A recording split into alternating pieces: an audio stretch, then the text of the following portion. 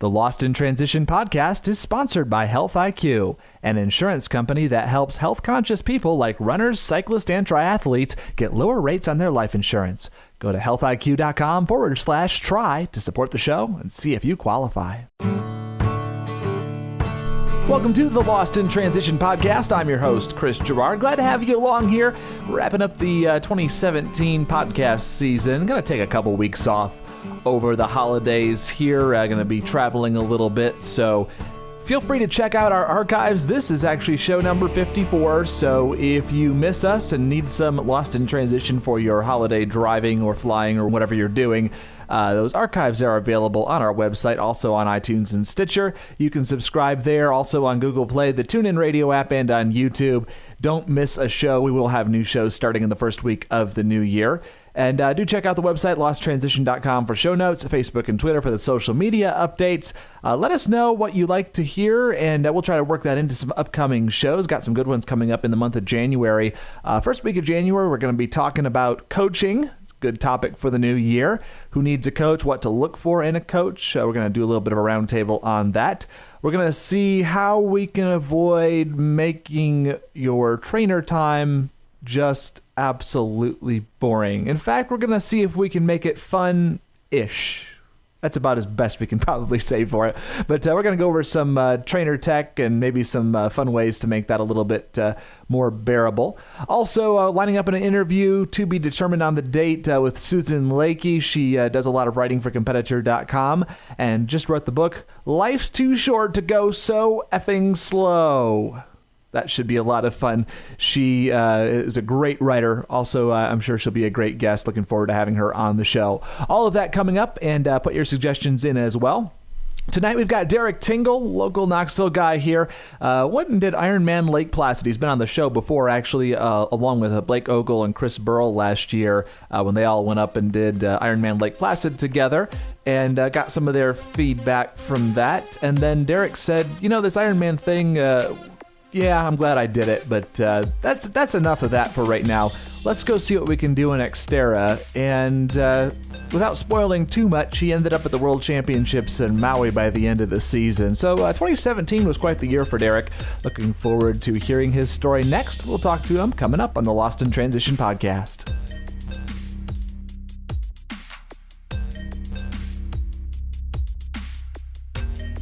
Derek Tingle is an Ironman and XTERRA standout racing with the Podium Sports Medicine Team here in Knoxville. In 2016, Derek raced Ironman Lake Placid and shortly thereafter decided one and done was great for the 140.6 distance. He was on the show along with Blake Ogle and Chris Burrell to talk about the Ironman Lake Placid experience last year. And some things have happened in the career of Derek since then, moving heavily into XTERRA. Derek, glad to have you back here on the Lost in Transition podcast. Thanks, Chris. All right, so we talked a little bit last time about your path into triathlon. Everybody's got their story, why they started, and I know that I think mountain biking was actually one of the first things that you picked up kind of as a sport. Yeah, that's right. So I got into cycling from mountain biking. When I was in college, my roommate had been riding mountain bikes for a long time, and that was kind of the thing that got me into it. You know, I went and I bought a mountain bike, and of course I wasn't really in cycling shape at that point, so it was kind of go out and ride 3 or 4 miles and feel super great about it, and then, you know, go home and die. But, you know, things kind of transitioned from there, and, you know, I started getting into road biking and whatnot. But XTERRA was actually what got me into triathlon to start with. When they announced the XTERRA Knoxville race the first year, that was kind of the first year where I'd gotten the triathlon bug anyway. So that became my driving force for getting into and training for triathlon, was to do the XTERRA. So this whole thing kind of came full circle. Were you bringing any experience in running or swimming to that, or just cycling and decided to learn the other two as you went?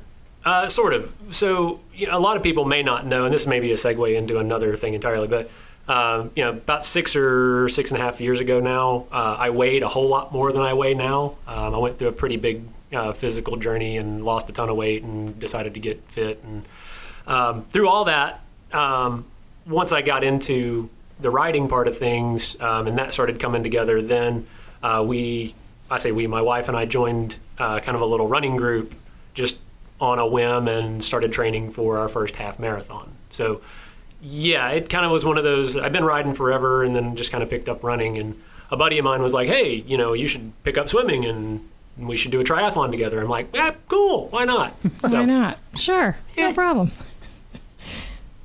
So, and that's where it all kind of came from there. It's ironic now that the swim, at least to people like me, mere mortals that can't swim fast, has become arguably one of your strongest legs, maybe even your strongest leg, depending on the race. I don't know if you feel that same way. Maybe it's just me looking at you in the distance in the water. But well, sort of. I'm definitely an adult onset swimmer. So I don't really know how that happened.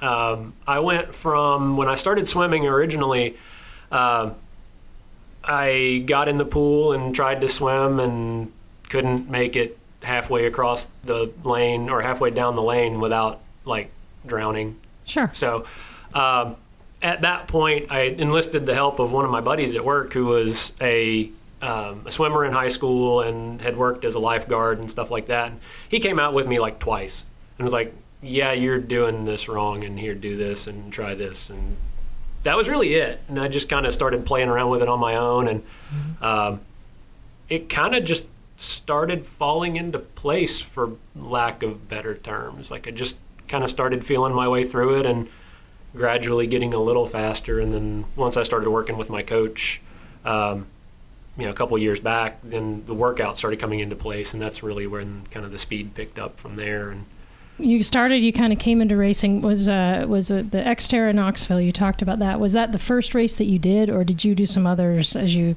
kind of got going? Yeah, I did sign up for that first. Okay. And then I signed up for the Hammer Sprint, the early season. It was the little local sprint race called the Hammer Sprint,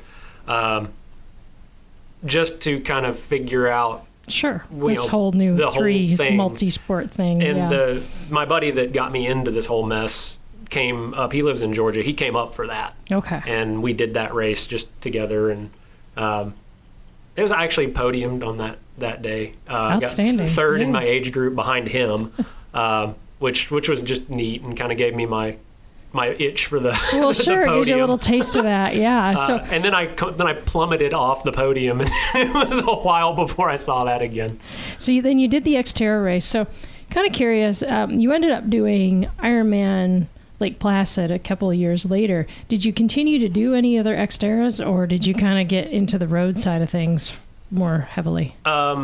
Yes and no. So that first year I did the XTERRA Knoxville, and I had so much fun with that I did the one in Panther Creek, right? Which is just up the street in Morristown. And that was kind of it for the first year. The next year, I did not make it to Knoxville. I raced the one in Panther Creek for that one. The Ironman year, I did not race XTERRA. I didn't really ride my mountain bike at all. I was so unbelievably paranoid that I was going to crash and hurt myself. Okay, yeah. Well, yeah, it's a real concern. You know, and I had invested so much money and time and energy into that whole Ironman experience that, I still went out and rode, a little bit of gravel here and there, but didn't really get on the trails much during that whole training block leading up to Placid. So you must have missed it then. Oh yeah. Like I knew, when I came off of the whole Ironman experience, that the next thing I was going to do, A, wasn't going to last any more than 3 hours, and B, would involve a lot of mountain biking and gravel and really kind of get back to my roots on that. Very good. And how's that transition been? Oh, fantastic. Yeah. It's once you kind of recover and kind of get out of that and I noticed this, either people stay and kind of continue on that long course mindset and they just keep going, like I did one and I'm going to do another, and they just kind of keep signing up, or else they just shift off and they're like, all right, going back to the short stuff. Yeah, that was me. I got done with Ironman and I loved the experience. I wouldn't trade it for the world, but not me. It's not my thing. I've now run 2 marathons. I ran an open marathon and I ran the one at the end of Ironman. I hated both of them for completely different reasons, but yet still kind of the same reason. But yeah, to me, what drew me to Ironman was the challenge of the thing.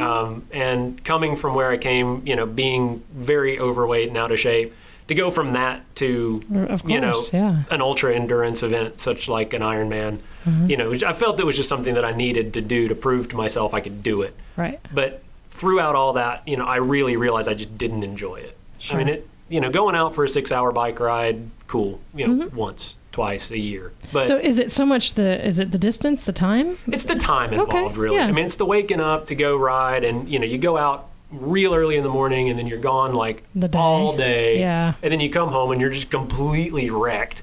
So all you really want to do is just eat and sleep, and you do that for months on end. It just wasn't me. It just wasn't what I enjoyed. I like being able to go out, especially with like the XTERRAs and even Olympic distance street try and sprint on the street and stuff like that. You just go out, you do it. It's fun. You don't really hurt too much the next day. Go grab breakfast, grab lunch, get some food. Have the rest of your day. Have the rest of your day and be able to actually function as an adult, which is something that it was difficult for me to do.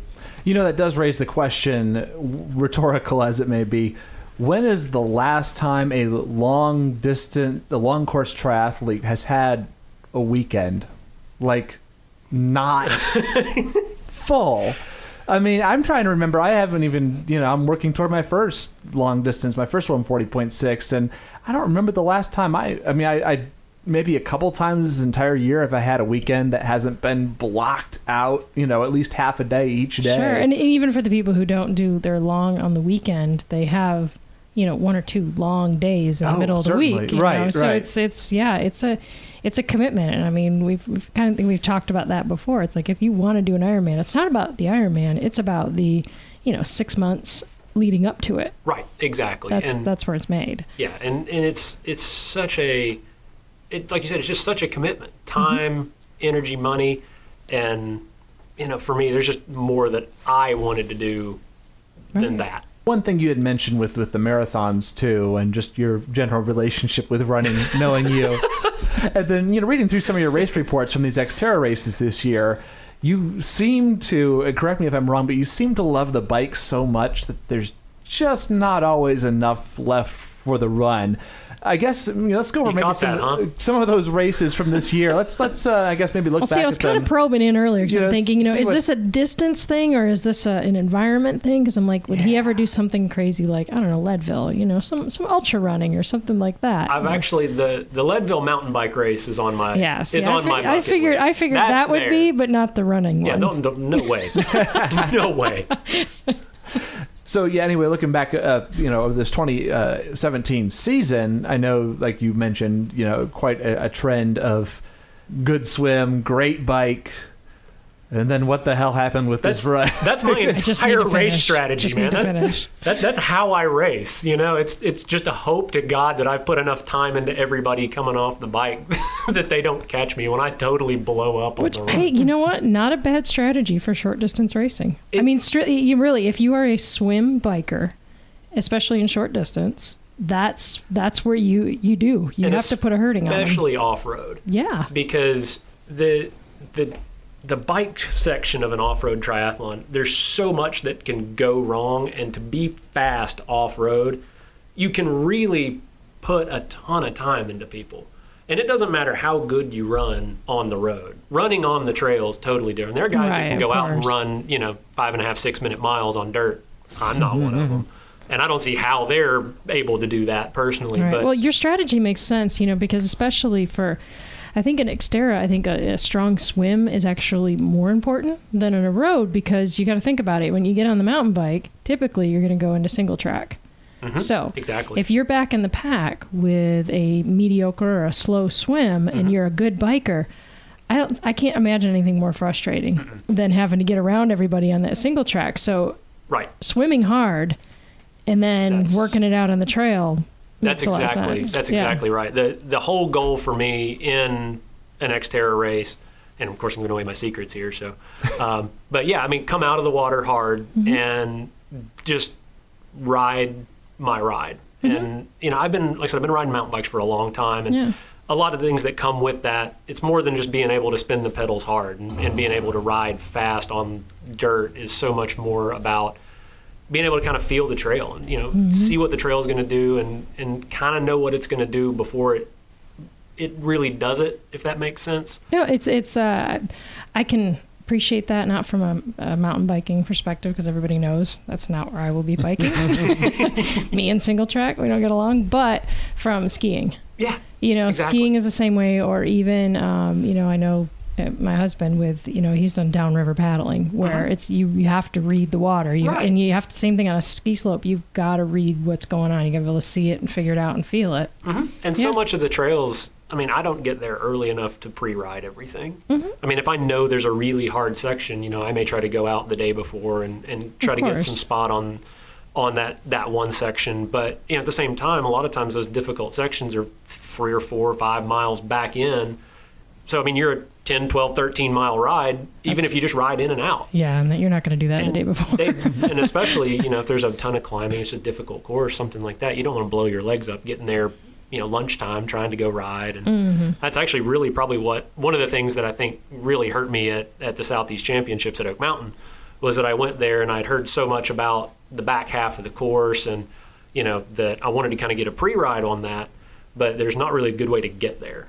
You know, so I decided I would kind of do the front half of the course just to get a little bit in. But by the time it was done, you know, I'd ridden 5 or 6 miles in, and then the only way to get back is either go back the way you came or finish the course, or at that point we could hit the road and come back. And I was like, all right, so I'll hit the road. But the road was full of hills and climbing also. Yeah, so you just did a 2-hour ride before your race. Right. And I paid dearly for that 2-hour ride on the run the next day.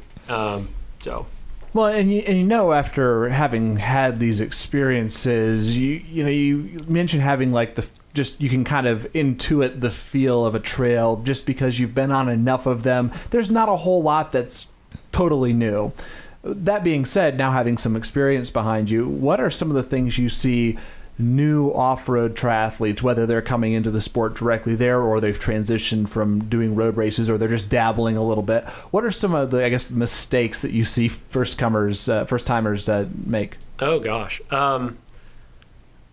There's really not a lot I can say as far as mistakes on off-road coming from on-road to off-road. It's the same story. You know, it's manage the swim, it's manage the bike and understand that you have to run when you're done.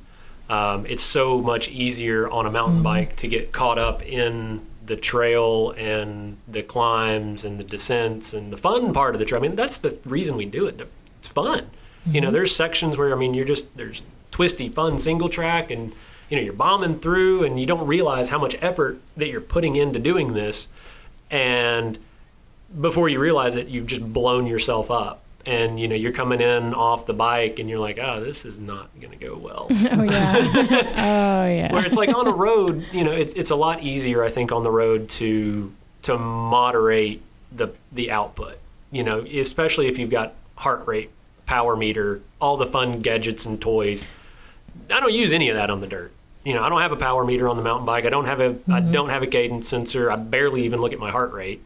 It's more just kind of if I look down and I'm, you know, turning 190 beats a minute, I know I need to probably back down. But, you know, generally speaking, I mean, I ride on the dirt 100% by feel and... Well, sure. And I think technique and just technique in general probably plays more that if you have stronger technical skills, you're going to end up expending less energy anyway, because you're going to pick a smart line. You're going to know when, you know what, I need to just gear down and just kind of deal with this instead of fighting it. And momentum plays a lot on the trail as well. And kind of understanding you don't always have to be pedaling.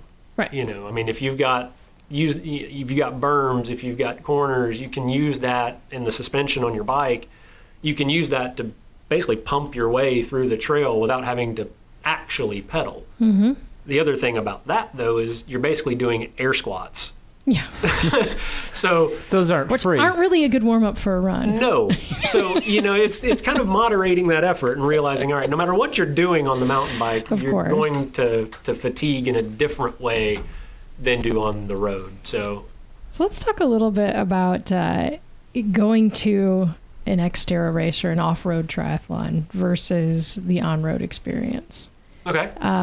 So what's it like, community-wise, environment-wise? Is there a difference? There's a huge difference, and I think it's more. And a mountain bike race is the same way too. Like if you go to just a straight mountain bike race, or even a trail race, a running trail race, it's all just family friendly. A lot more just. I guess everyone's just kind of there having fun. There's no. A little more chill. Yeah, there's none of that, kind of glancing at the dude's bike next to you going, man, I wonder if he's going to be fast. It's, you're not watching people go out for their warm-up going, oh, dude, that guy's going to be so fast. There's none of that. There's more just, you're seeing your friends, you're seeing your family. The guys that I raced with all season at XTERRA, I mean, there was 4 or 5 of us at least that were at pretty much every race. So, it's like having that local camaraderie that we're used to here, but it's on a regional scene. But it's more like going to a concert that's in a field versus one that's inside a club or stadium. Yeah, it's just such a cool experience, and everyone is just so warm and friendly and open, and it's a very inviting sport. I think it's coming into that from the road side of things, which can be intimidating, I think, in a lot of ways, especially the bigger. There's none of that, and I think it'd be a real shock for a lot of people to show up to, say like XTERRA Knoxville or show up to Panther Creek and just kind of get that whole vibe of what goes on at the off-road events, and it's really what drew me into it to start with. Now you must have felt that, especially, you went to Maui this year, which for our listeners, so Maui is the XTERRA's World Championship. Right.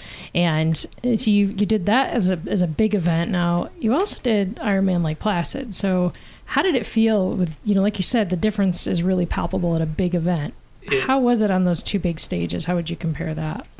Okay. Well, the thing with Ironman for me, you get there and you're there with like 2,500 people doing the same race, and it's just this mass of humanity. The transition area is just expansive. It's the difference for me going into the World Championships at Maui. I get there and you pull in, and it's basically the host hotel, the host resort. It's at the Ritz in Kapalua. And, the whole place is decked out. It's got the Welcome XTERRA athletes banners, and, you feel all cool because you're driving down the road and there's XTERRA everywhere.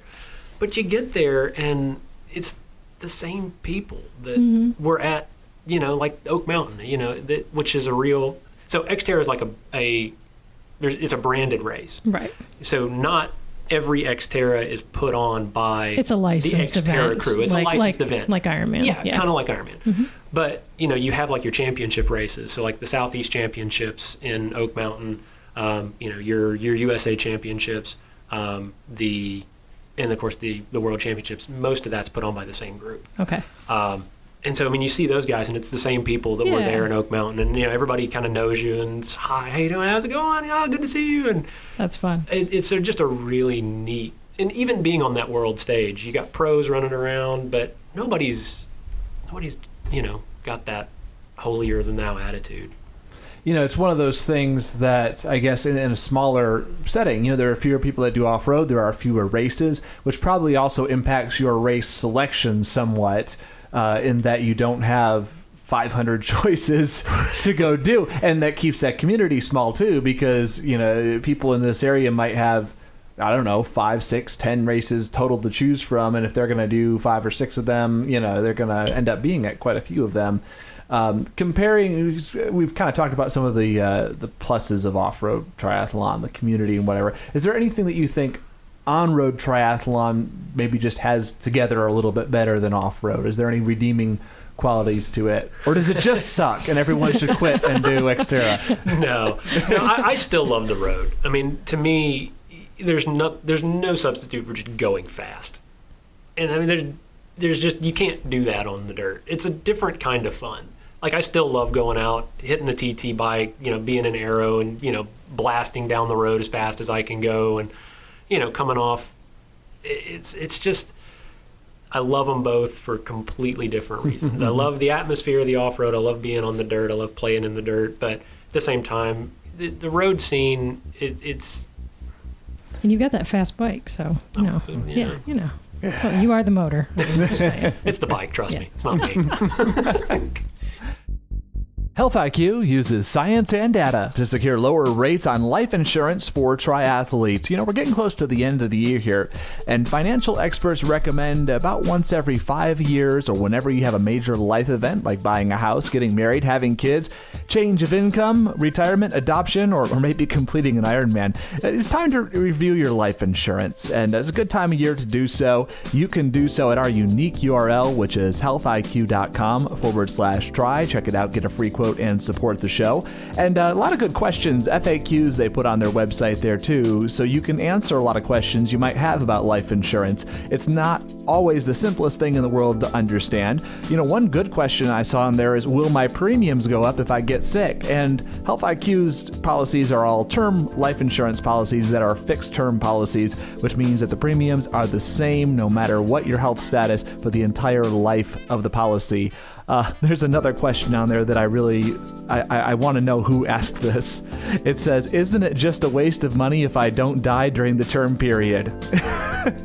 I don't know that I've ever heard someone want to die to get their money's worth, but I'm sure they exist out there. Just like car insurance, you've had it forever. Maybe you've never had a wreck, and you don't think of that as a waste of money, but you just kind of buy it for the peace of mind. Health IQ uses your active lifestyle as a way to go get discounts on term life insurance. And life insurance companies calculate your policy rates based on your nearest age. So if you're getting close to like the halfway point between a birthday, you might want to hurry up and lock in your best rate today. Just go ahead and check out a free quote at healthiq.com/try. That's healthiq.com/TRI, or mention the promo code TRY when you speak to a Health IQ agent. So as you're heading into 2017 here and have decided to make XTERRA, really the focus earlier this year, I guess first off, what went into your selection of races? Like we mentioned, there's probably not as many to choose from, but still you decided to obviously start your season in Florida instead of in Tennessee this year. I guess that's easy. Yeah, that was an easy choice. That was probably the easiest choice that you had to make. But I guess, what was there any strategy or thought behind picking that? Was qualifying for USA or Worlds or anything like that kind of on the radar in the beginning, or were you just kind of looking for fun races? Or well, the idea was that I was looking at next year, at 18, to really make a run at qualifying for Worlds. And having not really ridden the mountain bike too much and really not done a lot of racing on the dirt, I really just picked every race that I could get to, just because I wanted to kind of get my feet wet, so to speak, back on the dirt, get the feel for it, kind of see where I needed to improve, what I needed to do, to make that successful run next year. And ideally, I thought my run was going to be aim for a podium at the Southeast Championships at Oak Mountain, because that's kind of the one and done, quick, easy way to get, quote unquote, easy way to get to Maui. So the other ways to get there, of course, is points. Each race with XTERRA is assigned a point value for the podium spots and on down and so on and so forth. They changed that this year so that each race built on points. So it really rewarded those that were able to go and race and show loyalty to the brand and continue to come out. So that really wasn't on my radar at the early part of the season because I wasn't really sure how my season was going to go. I didn't know if I'd really be competitive off-road or if it was going to take a whole lot of work to really get up and start competing with the really fast guys. So really my race plan involved sitting down with the XTERRA website, everything within like a 5 or 6 hour drive and signing up for it. Right, and you actually have quite a few available. I mean, it's actually, I think Southeast is a good place to be if you want to do Knoxville's XTERRAs. A perfect kind of central hub to be able to race. Yeah. Like I said, I started the season in Florida, but then I raced in Alabama, I raced in North Carolina, I went up to Indiana. just kind of all over the place. Right. Are there any, did you do any other brands, in this year? Did you do any independent off-roads? No, I stuck with the XTERRA stuff. Mm-hmm. And, as I was going, I realized that the points race was getting pretty interesting. I was in the lead on the points race about halfway through the season, or kind of ping-ponging the lead with one or two other guys, and I kind of thought, I might have a run at this. That was about the time I got the email that I had gotten a roll down from Oak Mountain. So initially, my plan of going next year, when I got that roll down from the Oak Mountain Championship, even though I got 5th in the age group there, I talked it over with the wife, and we were like, "There's no way we're going to pass this up." It's like, trip to Maui, yeah. That kind of let's make this happen. That kind of cut the tension of the horse race short, though. You were painting this picture of the points, and I was prepared for this story of how many do you need on the last day, and then it's like, oh, here's someone else didn't want to go, Pretty much. Yeah, nailed it. So at that point, I was really just able to enjoy racing the rest of the season. I nice. still wanted the points race just because I wanted to have that, that. Right, well, it's a justification, too. It kind of clears that little, kind of a technicality in the back of your head. It clears that out of the way. It did. It really did. But yeah, it turned out that we did, the 3 guys that were in the points race, me and the 2 other guys, we all did whitewater in Charlotte. And both of those guys went down hard there. One guy actually went down with a medical condition, and the other one just had a hard crash and really didn't have a lot of racing left in him after that. I mean, he finished that day, but so they both kind of fell off, and at that point, I just cruised on in, which I hated because those guys were awesome to race against, and I'm looking forward to racing against them next year because that kind of friendly camaraderie and friendly competition is just so much fun. It drives you to get better, drives you to have fun. No, it's like you say, you want them to be there, be healthy, and really have this legit race. Oh, it's yeah, like, absolutely. Hey, I want them to be strong. I want to have that push to get out there and race hard. Right. So you got so you figured out with the points. So you get the email. You're like, all right, we're good. And kind of cruise in. So now you've agreed with the wife. You're like, okay, we're going to Maui. Right. So how did you get ready for Maui? Like what went through your mind, and what changes did you make in your training? Did you start wearing a grass skirt on the bike? Yeah, because suddenly you got this totally different race than what you've been doing. Yeah. That was a little bit of a change-up because I had kind of planned to really shift focus after about midway through the season and shoot for an Olympic, either a PR Olympic or, just another race. I'd signed up for the Kiowa Island Olympic in South Carolina, which I have a history with that race, and that's going to be on my calendar next year. And so that was kind of my A race for my second half of the season originally. And then when I got the invite to go to Worlds, I was like, well, we'll still do it, but probably won't be, that'll be just kind of a maybe play day. Next year. Yeah. And so I really, at that point, my training really focused to doing a lot of hill work on the mountain bike. Because the course at Maui, if you've ever seen it, if you haven't seen it, go check it out on YouTube. The scenery is just unbelievable. But there's so much climbing out there. And I'd been told, our lovely Charlotte Mahan, who's our XTERRA World Championship, or XTERRA World Champion here, she and I had talked quite a bit, and, she warned me, she's like, there's climbing out there like you're not used to out here. And so I did most of my rides out at the gravel at North Boundary. I was going to say, where did you train around here that gave you even more hills? Basically, that's basically all I looked for. I need more hills here. Pretty much. I went out to North Boundary and I basically just rode hills for 2 and 3 hours. And then I do my brick runs out there on the trail. There's some single track out there, and then there's the gravel climbs, which the majority of your climbs in Maui are wider double track dirt. Okay, they're not super tight single track climbs. Gotcha. So really all you need to be able to do is just sit and power up the climb. Or all right, so and North Boundary is good for that because there's definitely some really long graded sections that But I think going back into it now, knowing what I know about the Maui course, having seen it firsthand, the steepness of that course it's just phenomenal that you can go and see that over and over and over again. I mean, like each climb, I'm looking down, I don't know how many times I looked down and seen, 15, 17, 18%. Wow. One section hits 27%. I saw that on my Garmin. I was in between times of almost passing out and throwing up. So going out to like North Boundary or somewhere like that, instead of actually making a real ride out of it, I should have just gone and just rode up the biggest hill there and turned around, rode down and rode up the biggest hill and just done that for just 3 repeated, hours. Yeah, for sure. The biggest one out there is like, what, 300-ish feet?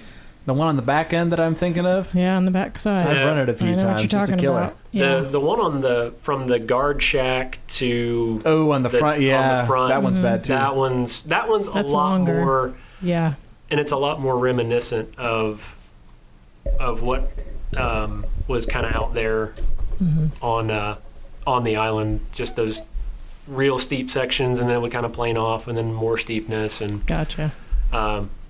gearing on the bike played a huge role. I think I didn't have the right. Well, I was wondering if your equipment was set up for what you needed. No, it wasn't at all, and I kind of knew that going in, but I never paid that much attention to gearing. Well, here's the thing, though.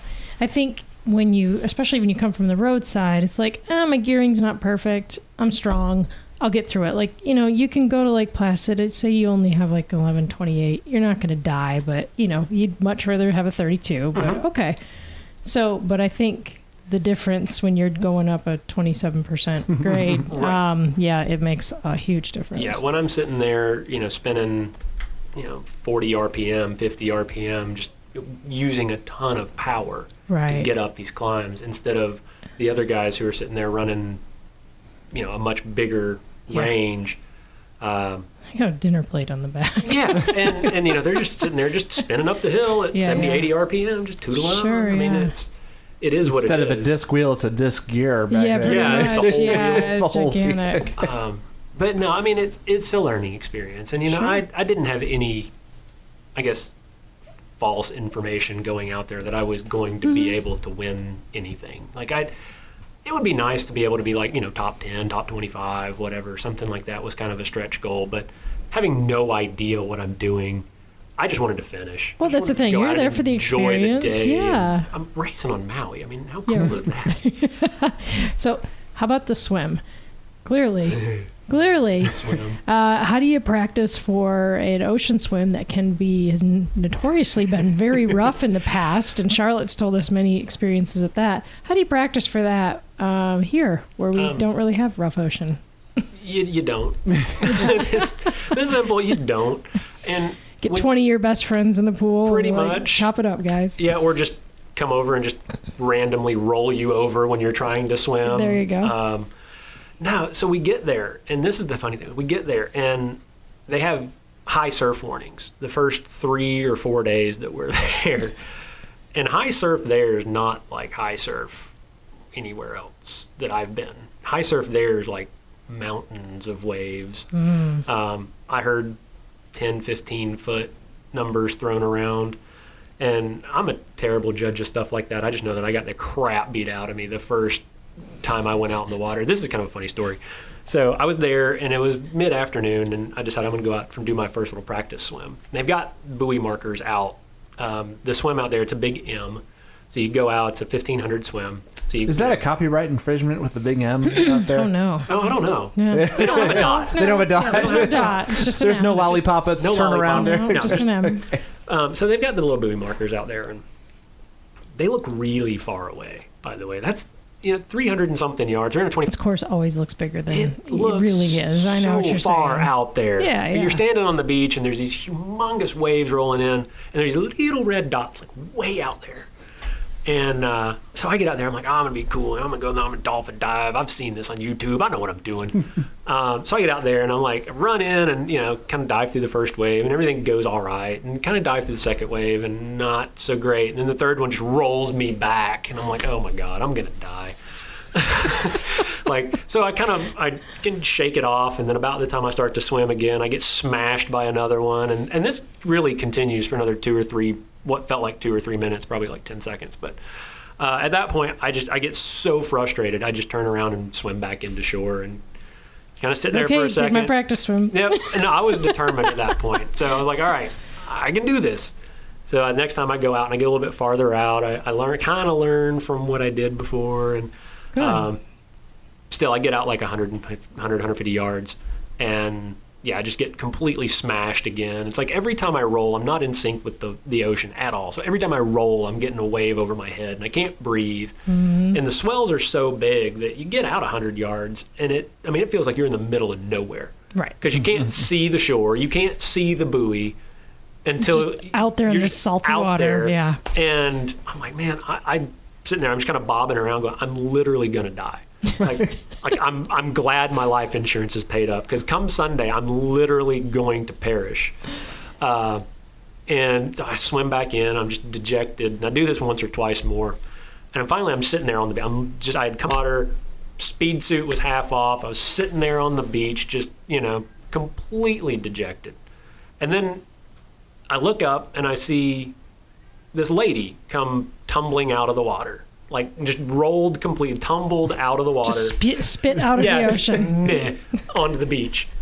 And she got up and she was like, I made it to the buoys. And she wasn't, she was like probably in her 40s, But she was just like the tiny little woman. Mm-hmm. And I'm like, son of a bitch. It's like, there's no way I'm not going to make it out there. So I drug myself up, put my speed suit back on, and just powered my way out to the buoys. And I got out there. I'm like, that wasn't so bad. There you go. Yeah, turn around, swam back in. I learned how to get through the waves. Yep. And I was fine. From that point, I was fine. I just had to get out of my head. Yeah. And then, the next day, my buddy Doug, who's also local, he'd done, tons of races with me. He's the next age group up. But, he made it as well on points. He won the points race for his age group, so he was out there. Yep. And he and I went out the next day, and it was funny because I was watching him have the same problems that I had the day before. Yeah. And I was like, come on, I'll get you out there. So he kind of followed me, and then all of a sudden I turn around, he's nowhere. I look back, he's like, God, you took off, man. I'm like, I'm sorry. I figured it out. I found the way. But, it was an experience and a half. Because, literally that first, I thought I was going to die. It just sounds terrifying, even hearing it. It really does. Well, even, for me, just gentle, even ocean swimming, I've done, Rev 3 used to have a race down in Florida at Venice Beach. And I remember the last time I did that race, I did the Olympic distance. And I can remember just being out there in these ocean swells. And it was calm by everybody else's standards, but I'm not an ocean swimmer. And I can just remember I had to face the shore. It didn't matter for breathing. I was like, doesn't matter. I have to see the shore because I get really seasick getting thrown around on the top of these swells if I couldn't see anything. Like I had no, bearing of where I was. And just then you get a little salt water in your belly and it just, it's kind of a recipe for disaster if you don't have some way to get through it. And it really became a pure, I just want to get out of the water. Mm-hmm. Yeah. Yeah. And, for me, it's kind of the same way. And weirdly enough, I don't do real well with boats, and I don't like being on boats. I don't like that feeling at all, but I didn't really have any, seasickness issues. That's good. And I was really kind of worried about that. Yeah. But yeah, it never really, and I think going out and back in instead of rolling side to side. Yes. Because it's just an out and back. So you're fighting through the waves on the way out, and then you're kind of getting a little bit of body surf coming back in. And then back and then right. So that's good. But that seemed to work out. Yeah, because that race I did was you go out along the shoreline and then turn and come. Mm-hmm. Yeah, and it was kind of like a rectangle, and there was a long section of I don't feel so good. Please make this end. Where's my bike? So for those who weren't following every move in Maui, how did everything end up coming out? I know there's the iconic picture of you at the finish line on the live stream. The Paul Mitchell ad? So for those who don't know, Derek is follically challenged, actually on purpose, I think. Not so much. Not so much anymore. Okay, it's gone. But Paul Mitchell is a sponsor of the race, and the logo's just covering his head. It's beautiful. It's a thing of beauty. Fantastic. Yeah. It's a thing of beauty. And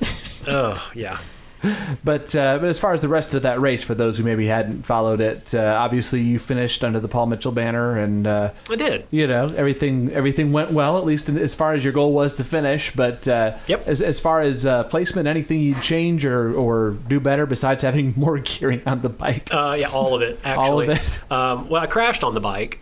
Oh, that's nice, too. It's really the first crash I had all year. I had a couple of almost crashes, but first time I actually came off the bike this year. At the top of, they call it Razor Ridge, which is the iconic picture from Maui. Like, you're riding along, it's like 400 feet wide, and then there's drop-offs on either side. Right. And you're just riding along this stretch at the top of the mountain.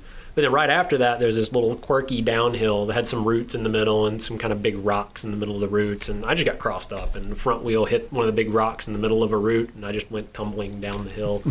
And at that point, you never get back into things. Like, I don't. It's hard for me, to ride with no fear after I just landed on my head. Right, yeah. Naturally, it's going to stay for a while. So, at that point, first of all, to do it again, I wouldn't crash. I'd try really hard not to. Gearing would be a big thing.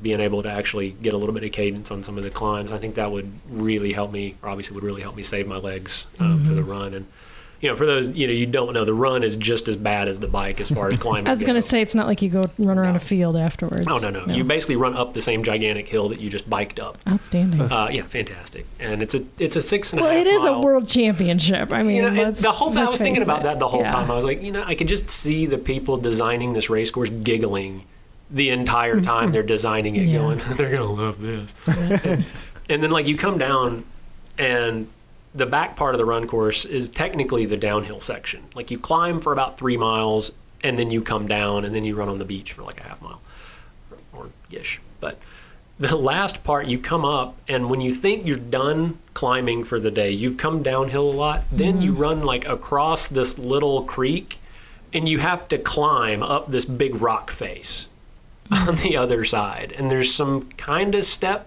built into the rocks, but there's mud and it's slick, and you're just cussing. Almost done. Man. And then you get up that, and then you have to run up an enormous paved climb. Okay. And that's the steepest section of the entire run course. Wow. And it's not far. I mean, it's maybe 50 yards, something like that. But God, it takes forever. Yeah. It's just At that point in the race, so it's forever. Quite an experience for sure. I know you mentioned with the latter part of 2017, which didn't end up happening because of Maui, but trying to PR in an Olympic distance or something like that. Is that something you have on the calendar for 2018 kind of as a goal? Or what are your thoughts now that we're, 3 weeks away from the new year? Yeah, that's exactly right. I'm not getting away from XTERRA by any stretch. I'm still going to race. I'm probably not going to do as much traveling as I did this year. Stick with some of the more local races and definitely getting back on the road a little bit more. The Kiowa race actually got deferred last year. There was kind of a hurricane there that weekend that it was supposed to be, so they moved it back. And when they moved it back, it was just way too close to Maui for me, so I opted to defer. They gave us that option, so that's already on the calendar for nice. 18, and that's going to be my big focus for the second half of the season is hitting that race hard, because like I said, that race and I have some history, and I want that one real bad.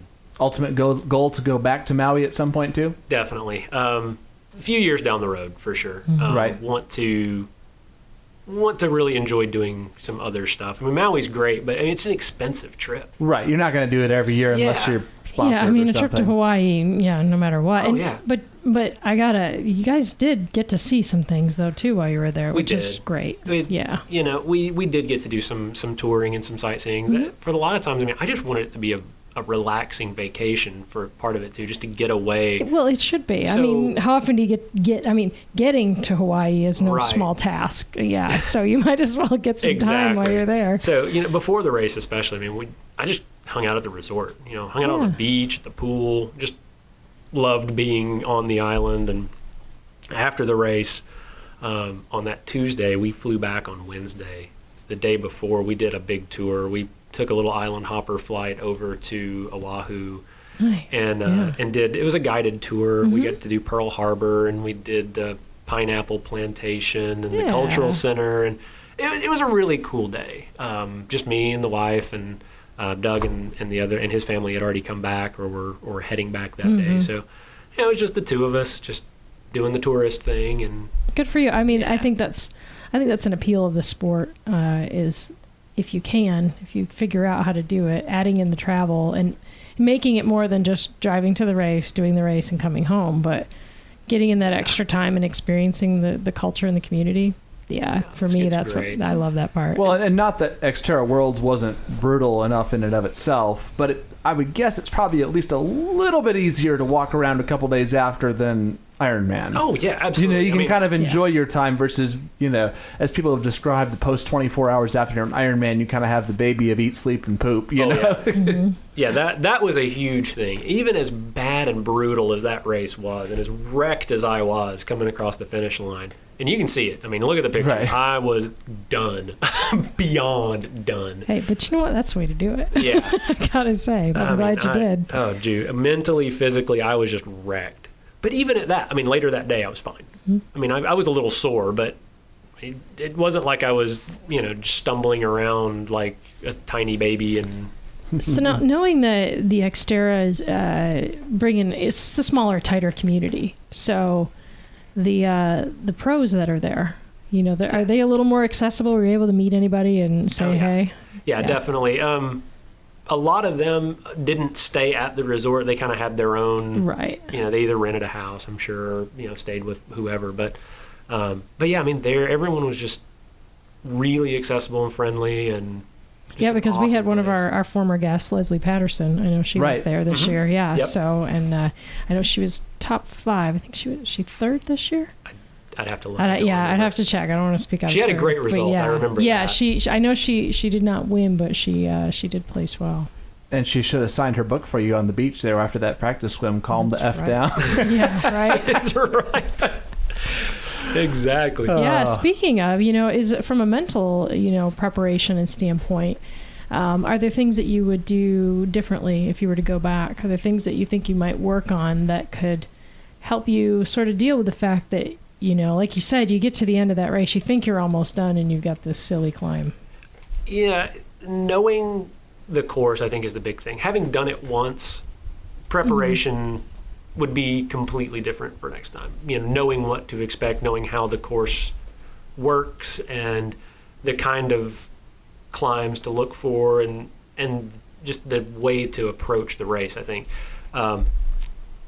Yeah, mentally, I think I was in a pretty good place mentally. The swim really had me freaked out for the first, day or so.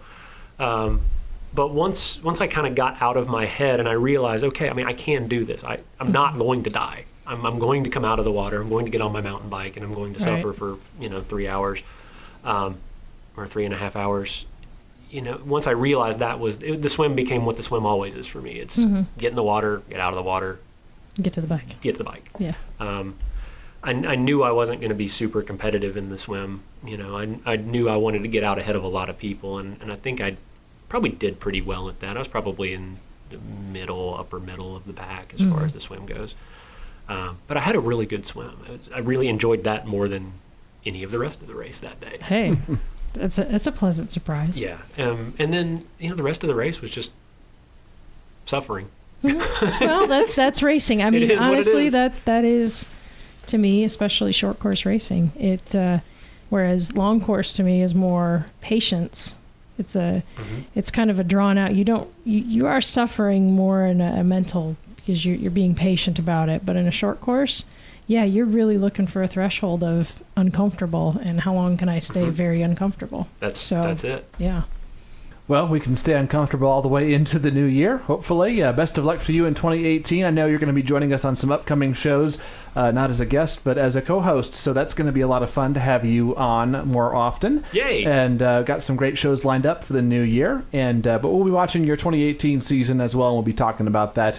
We'll check the Facebook page for all those upcoming shows, and we'll be sure to post up some good XTERRA pictures too. Including the Paul Mitchell one, in case anyone already hasn't seen it a million times. For all of our listeners, on, that's all like over a Christmas the world. card. Come on, man. Yeah, exactly. I love it. Need to put that on the website. Absolutely. So thanks for joining us here on the Lost in Transition podcast, and we'll talk to you again soon. Awesome. Thank you. Thanks again to Derek Tingle for helping us wrap up the 2017 season here on the Lost in Transition podcast. And thanks to all of our great guests. We have had a lot of awesome people stop by this year, so gracious with their time to tell their stories. Purple Patch fitness coach Matt Dixon a few weeks back. Of course, we talked to Ironman Florida 2017 winner Elise Gallegos last week. We talked to the folks at Michigan Titanium about organizing an iron distance independent triathlon. Phil Guyman's worst retirement ever, the pro cyclist and cookie addict, had a lot of fun with him. Flatline to finish line, the Ironheart Foundation founder David Watkins, inspiring story there. Matt Fitzgerald talked about ideal racing weight. Jesse Thomas and his Triathlon Pro Scholarship Program winners came on the program. Ironman world record holder Tim Don came on our program and then got hit by a car in Kona, unfortunately taking away his shot there, but he is raring to get back to the triathlon scene. Junior elite triathlete Addison Smith stopped by. Fan favorite Kevin Sprouse was on the program. Leslie Patterson and her husband Dr. Simon Marshall talked about the brave athlete, and Leslie dropped a lot of F-bombs in that lovely Scottish accent. That was a highlight of a show. Amy Dixon, Racing Blind, the elite para-triathlete, also partner with one of our guests, Kirsten Sass from before. Had Kirsten on to talk about racing with Amy on the ITU para-triathlon world stage. We talked to the local Bridges to Bluffs open water swim founders and got to watch that unfold in September. Talked with Meredith Delare of Running Works over there in North Carolina and all the triathlon stuff that she's done as well. And those are just a few of the many episodes that we have had this year. You can catch them all in archive at our website, losttransition.com, or just scroll back on iTunes or Stitcher to check that out if you want to just give yourself a little bit of entertainment as you travel for the holiday season. Like us on Facebook, follow us on Twitter, let us know who you'd like to hear on some upcoming shows. And as we head into the year 2018, may all your transitions be smooth.